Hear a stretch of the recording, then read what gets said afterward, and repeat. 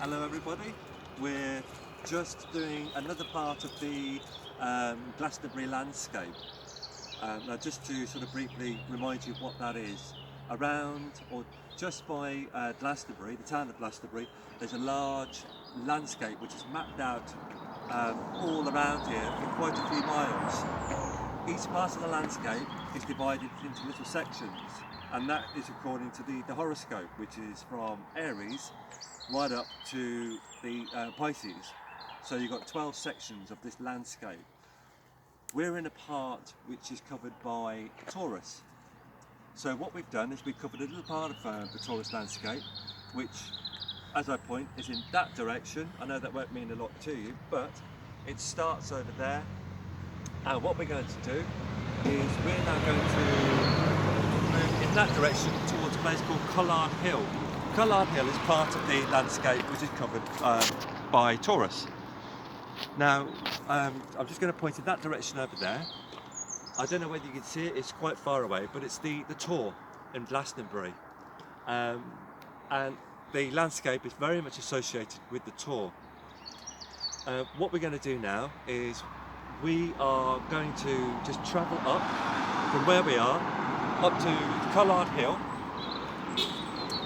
and just really to give you a little bit of history here. There was a lady by the name of Catherine Boltwood who decades ago, back I think in the 20s, she was commissioned to do a work with regard to Glastonbury, and she was up in an airplane and she took photographs of the landscape around Glastonbury. When she took those photographs back and looked at them closely, she noticed there were certain shapes on the landscape. The first feature that she noticed was an effigy of what looked like to be a lion. Now later on she linked that to the Zodiac itself, so for all you Zodiac lovers, you'll know that the lion is connected to Leo. Now she went up from there to discover certain other effigies on the landscape. One of them is of the bull or Taurus, and that is the area that we're going to be covering today. And the energies are in at the moment. What we're going to do now we are in Taurus. is we're going to... We are in Taurus energies, the Zodiac. Sorry, hang on a minute. Just trying to sort the dogs out. We are in Taurus energies at the moment. Yeah, so where we are at the moment, sorry, just got the dogs under control.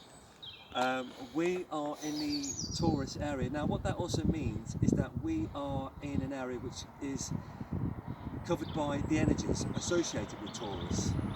And we are in Taurus. And so we are in that part of the landscape. And we're in May Taurus. So that goes from the 20th of April to I think the 20th of May. So we're now going to make that journey, and thank you very much for listening.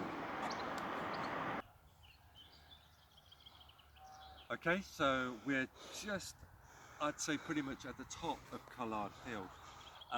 You can see right behind me where we've walked from, and what we're just going to show you now is a beautiful view that you can see if you were to stand here. Absolutely gorgeous. We're going to be moving a little bit further ahead towards a monument which is linked to Collard Hill, and we're going to find out a little bit more about it, what the monument is for, perhaps get a little bit of history behind that, and we'll be able to relay that to you. What should we do, look at the camera or away?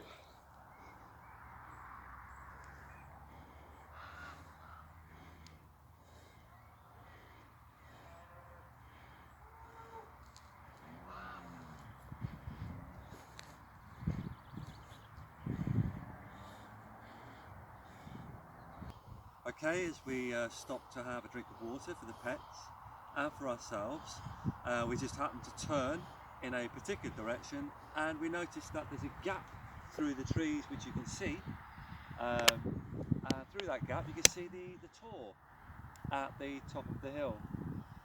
Now there's an interesting fact about the Tor, well, or perhaps a speculation about its history, and that is that the Tor was not like it looks now, which is just all sort of grass, just like a mound.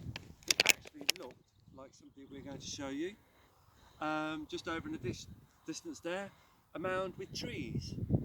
So we understand that the tour was actually very much like that. And what people used to do as part of a rite or ritual actions, they would start from the bottom of the mound and they would go around in a kind of a circle. And there was, I think, approximately 7 layers where they used to climb, so that would be through the trees, so it would be like walking through a forest. Now I understand that when they did that it was very difficult and took a long time, but that was how the mound was once supposed to have looked when you look at the tour. Of course these days that's not how the tour looks at all. It's just basically a grass mound going up to the top where you've got St Michael's Tower. So that's really interesting to know that. So a nice little history lesson there. And they never did anything. Well, we can't believe the fact that we've just walked past 2 horses. We were metal detecting. We went past 2 horses without even realising it. And the dogs didn't even bark. How incredible is that? Wow, it's amazing.